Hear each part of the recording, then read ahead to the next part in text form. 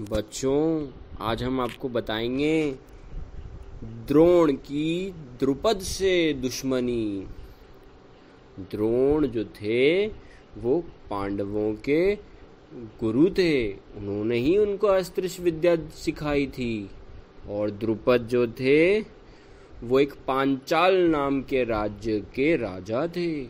पहले द्रोण और जो द्रुपद थे बच्चों, एक ही आश्रम में ऋषि अग्निवेश के आश्रम में रहते थे।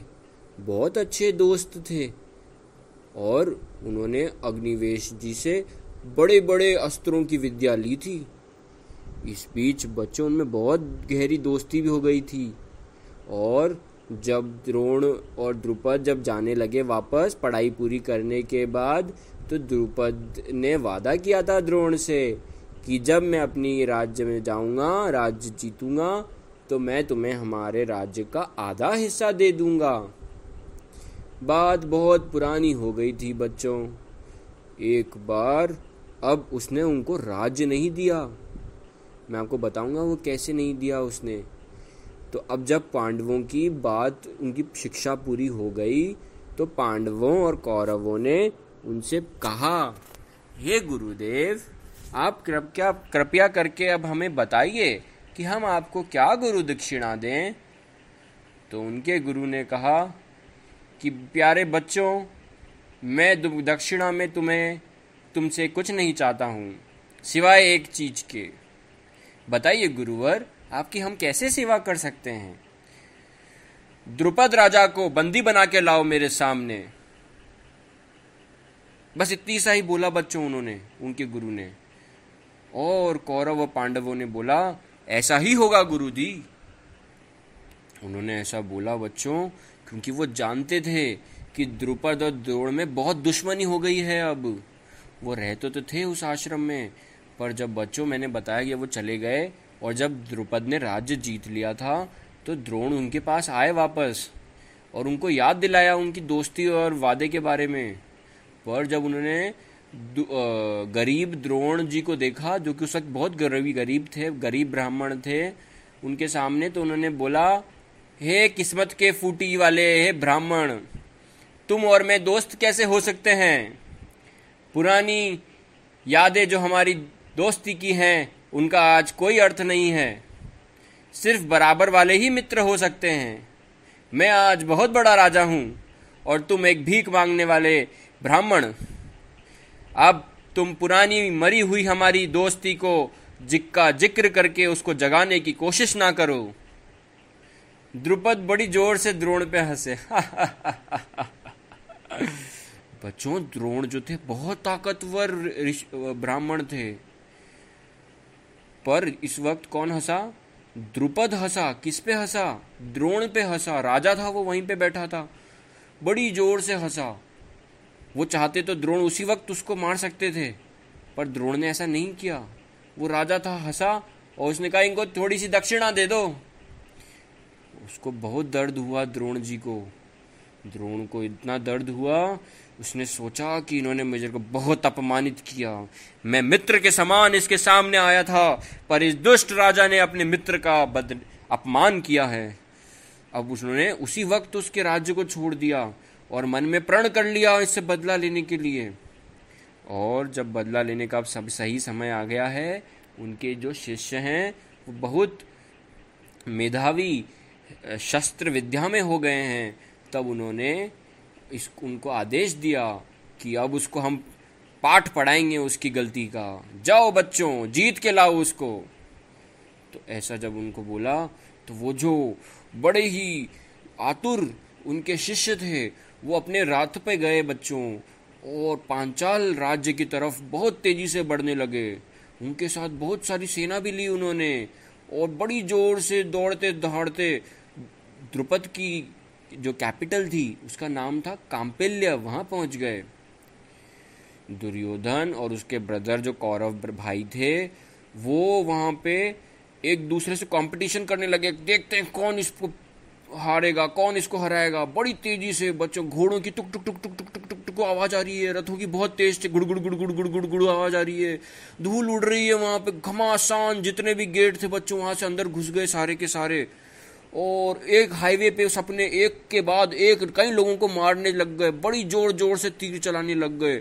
सब जगह त्राही त्राही हो गई, बच्चों रोने लग गए, बहुत सारे लोग भाग गए, डर के मारे अपने घर में घुस के बैठ गए।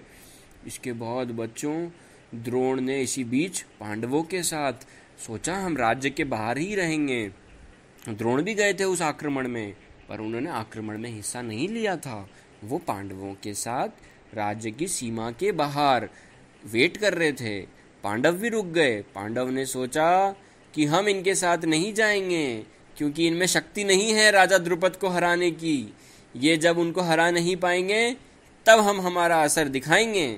तो बच्चों असली वीर ऐसे होते हैं, वो अपनी अलग से अपना इम्पोर्टेंस दिखाते हैं। उसके बाद पर ये हमें नहीं करना, हमें सबके साथ चलना है और हमें हमारे काम से हमारी अस्तित्व को अलग से बताना है। हमें इस तरह से ही सबके साथ चलेंगे हम, पर गंदे लोगों के साथ नहीं चलेंगे, अच्छे लोगों के साथ चलेंगे। तो अर्जुन ने कहा हम हमारा अटैक तभी करेंगे जब ये हार जाएंगे और ये भागते हुए आएंगे वापस। द्रुपद ने बच्चों जब कौरवों का अटैक सुना ना, तो वो पागल शेर के मारे दहाड़ मारने लगा। तोड़ता फांदता रथ पे चढ़ता हुआ तुरंत अपने महल के बाहर आया और एक बहुत ही सुंदर सफेद रथ पे बाहर आया। बहुत जोर से चिल्ला रहा था, क्योंकि बच्चों इन राजाओं को लड़ने का मौका नहीं मिलता था, ये लड़ने के लिए आतुर रहते थे। हाँ, और उस वक्त और आपको बताऊं कि जो द्रुपद राजा था ना, बहुत ताकतवर था। सोच लो आप कि वो द्रोण जिन्होंने ऋषि अग्निवेश से विद्या ली, उन्हीं गुरु से वो भी पढ़े हुए थे और अनेकों अस्त्र शस्त्रों, देवीय अस्त्र शस्त्रों के भी ज्ञाता थे। हजारों लोगों से एक ही बार में उनको लड़के उनको हरा और मार सकते थे। तो बच्चों बहुत ताकतवर शेर के जैसे बाहर आए, गेट को जोर जोर से पटकते हुए और रथ को बहुत तेजी से खींचते हुए, और आते ही बच्चों उन्होंने मिसाइलों की तरह उनकी बाण मारने लग गए कौरवों की सेना, और उनको बहुत सारे बाण मारे, बहुत सारे, इतनी जोर से मारे कि उनकी सेनाएं और मरने लग गई।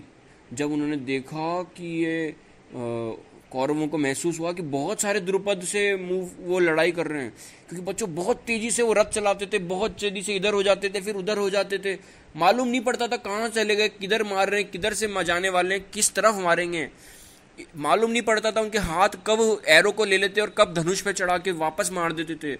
ऐसा लगता था एक ही मूवमेंट पे उन्होंने बहुत सारे धनुष हाथ में लेके एक साथ मार दिए।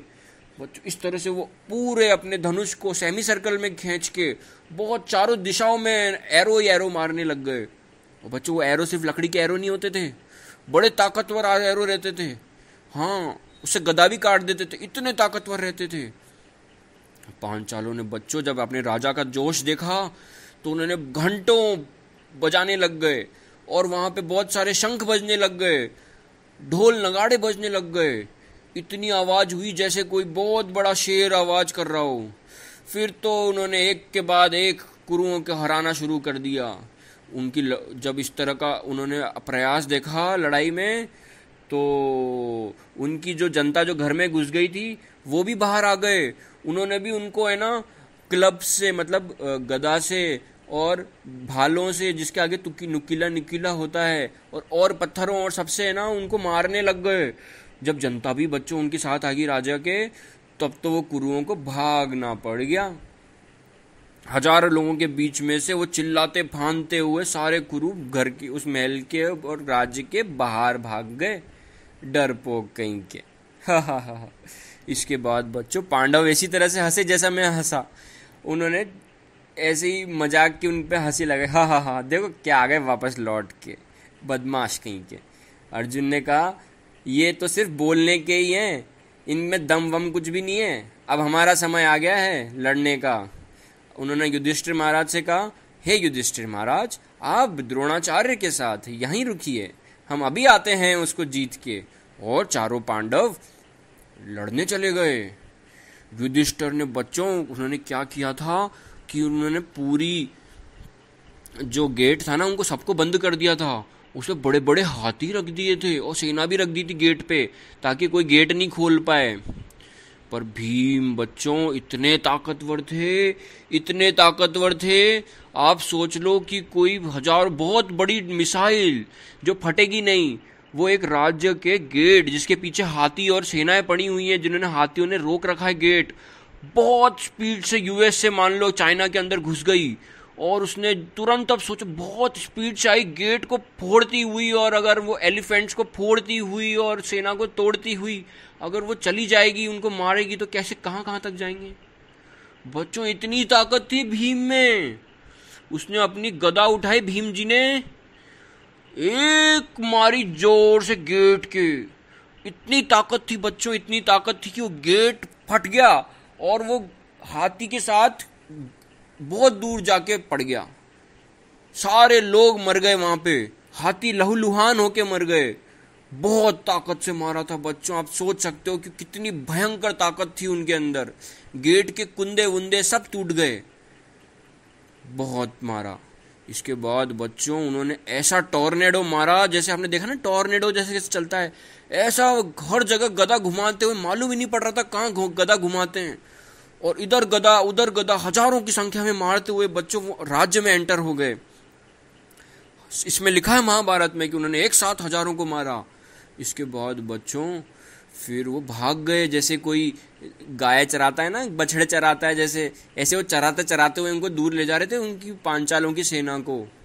अर्जुन ने अब अपना बच्चों अंदर घुसे, जब अर्जुन वापस इस तरह से, और भीम ने जब रास्ता दिया तो उन्होंने एक के बाद एक एरो चलाने लग गए बच्चों। ऐसा एरो लगता था जैसे आज तो कोई मशीन गन चला रहा हो बच्चों। वो जो धनुर्विद्या थी ना अर्जुन के पास, वो आज की बंदूकें भी नहीं कर सकती, बहुत तेज। और उनके एरो को ऐसी बंदूकें नहीं थी जो गोलियों की जैसे जो लोहे से टकरा के कट जाए, वो लोहे को भी काट देती थी। अभी आपको उसका मैं प्रूफ भी बताऊंगा कैसे काटा उन्होंने। इसके बाद बच्चों जब उनके दोनों भाई के साथ प्रोटेक्टेड होते हुए, नकुल सहदेव से प्रोटेक्टेड होते हुए, वो भी हजारों की संख्या में वहाँ के जो सेना थे उनको मारने लग गए। और उसके बाद वो गुरु का आदेश पूरा कर रहे थे, इसलिए बच्चों इसमें कोई भी गलत बात नहीं थी। उनके गुरु बहुत बड़े आचार्य थे जिनको आज भी माना जाता है। इसलिए बच्चों द्रुपद जब ने सुना कि वापस आ गए हैं ये लोग, तो शेर के जैसे चिल्लाया। उसके बाद बच्चों उनकी जब राजा ने को देखा तो उनकी प्रजा में भी जोश आ गया। फिर उन्होंने बहुत सारा अटैक किया, एरो मारे, स्पीयर्स मतलब भाले मारे, गदाएं मारी, पत्थर मारे, बहुत जोर जोर से मारने लग गए चारों भाइयों पे। पर अर्जुन जो थे ना बच्चों, इन सब इतनी संख्या में आ रहे थे पर वो इतने तेज थे कि वो एक ही बार में उन सबको काट पाट के धूल में मजा मिला रहे थे, उन पे कुछ नहीं गिरा। इस तरह से बच्चों जब पांचालों ने देखा उस पर कुछ असर नहीं हो रहा, तो उन्हें और डबल स्पीड कर दी अपने अटैक की। उन्होंने देखा कि इसको कुछ नहीं हो रहा, और उनको कुछ मालूम नहीं पड़ता कि वो कब धनुष को पीछे लेता है, कब एरो मारता है, कौन सी दिशा में मारता है। एक साथ उनको दिख रहा है कि चारों ही दिशा में एक साथ एरो मारता है। ओ हो बच्चों आप तो सोच भी नहीं सकते कि कैसे एरो मारते थे। ऐसा लगता था, आपने वो मार्वल्स मूवी देखी है, उसमें एरो मारने वाला कहाँ से एरो मारने वाला गायब होने वाला इधर से उधर भाग जाता था, मालूम नहीं पड़ता था कहाँ है, किसको क्या कर दिया। ऐसे ही करता था अर्जुन करते थे, कुछ मालूम नहीं पड़ रहा बच्चों। जब उन्होंने देखा ना दूसरी दुश्मनों के वॉरियर्स ने कि अर्जुन कैसे लड़ रहे हैं, तो उन्हें तालियां बजाई। हाँ, दुश्मन को देख के वो नुकसान नहीं, चिढ़ते नहीं थे बच्चों। जब उन्होंने देखा ना उसमें वाकई में कैलिबर है, he have the calibre to not being seen and shoot the arrows in all the directions, then तो बच्चों फिर उनको वाह वाह वाह अर्जुन, क्या बात है अर्जुन, मजा आ गया तुम्हारा युद्ध देख के हमें। इसी बीच बच्चों उनके जो सेनापति थे सत्यजीत, वो पर्सनली लड़ने आ गए अर्जुन से। अर्जुन सत्यजीत भी बहुत ताकतवर थे, हजारों योद्धाओं से एक ही बार में लड़ सकते थे। उन्होंने एक ही बार में बच्चों अर्जुन पर 100 तीर फेंके और बहुत जोर से दहाड़ लगाई। उसके बाद उन्होंने अर्जुन ने उसको झेला नहीं, उन्हीं को वहीं हवा में ही काट दिया, और उन्होंने सत्यजीत पे 10 एरो चलाए और एक ही साथ में उसका बॉ काट दिया, मतलब उसका धनुष काट दिया, और 3 और एरो से उसके उसका और भी कुछ, उसका जो रथ का पहिए होते हैं वो भी तोड़ दिया। जब इसको देखा उन्होंने, सत्यजीत ने दूसरा एक और धनुष उठा लिया और इस बार उन्होंने अर्जुन के रथ के घोड़ों को मार दिया, और रथी जो तो सारथी होता है जो रथ चलाता है उसको भी मार दिया। फिर अर्जुन को गुस्सा आ गया, उसने सत्यजीत का बो काट दिया, वापस उसके घोड़ों को मार दिया और फिर वापस और उसके रथ को भी चकनाचूर मिला दिया कर दिया। इसके बाद बच्चों जब उन्हें देखा कि इसके सत्यजीत की जिंदगी मरने वाला है अब ये, तो द्रुपद तुरंत उसको बचाने आ गया। और द्रुपद बड़ा भयंकर राजा था। उसने भी भयंकर तरीके से, बच्चों दिखते नहीं थे जो एरो, वैसे स्पीड से चलाया एरो। उनमें भयंकर युद्ध हुआ बच्चों। पर धीरे धीरे अर्जुन ने द्रुपद को कम करते करते हरा दिया। उसने धनुष तोड़ दिया राजा द्रुपद का, और उनका जो आर्मर था इतनी जोर से मारे थे उसको कि उनका आर्मर पे भी लग लग के बच्चों वो टूट गया आर्मर। और उनका जो झंडा होता है जिसको बताते हैं कि वो टूटने से वो हार मान लेते हैं, वो झंडा भी तोड़ दिया और उनके घोड़ों को भी मार दिया। और फिर जब द्रुपद दुख के मारे और दर्द के मारे तड़प के जब नीचे गिर गया, तो अर्जुन ने अपना बॉ नीचे रखा और तुरंत अपने एक बहुत बड़ा चाकू अपने उसमें से निकाला और उसके रथ की तरफ बढ़ गया। रथ में चढ़ के उन्होंने उसके गले दबा दिया और उसके गले पे चाकू रख दिया, बोले हिलना मत, नहीं तो मार डालूंगा अभी यहीं पे। अब द्रुपद बच्चों हार गया था। इसी बीच बच्चों भीम वापस की तरह टॉर्नेडो की तरह अब एक के बाद एक पूरी सेना पे भयंकर रूप से, भयंकर ताकत से, आपको बताया ना कितनी ताकत थी, गेट के गेट हाथी के साथ उड़ा दिए थे। 10,000 हाथियों के बराबर बल था उनमें, और उन्होंने मार रहे थे इस तरह से। इस पर एक वीडियो भी बनाई है मैंने पहले, आपने देखी होगी। चैनल को सब्सक्राइब करना मत भूलना। इसके बाद उन्होंने अर्जुन से कहा, अर्जुन ने चिल्लाया, भीम भैया काम हो गया है, चलो वापस, या द्रुपद को मैंने पकड़ लिया है, आओ इसको लेके चले हम यहाँ से। घसीटते हुए बच्चों अर्जुन ने ना उसको उनके रथ में डाला और फटाफट रथ को दौड़ाते हुए द्रोण के पास गए। द्रोण ने बच्चों जब उस बंदी राजा के सामने लेके आए घसीटते हुए उसको, तो द्रोण ने बहुत खुशी मनाई, उन्होंने मंद मंद मुस्काए।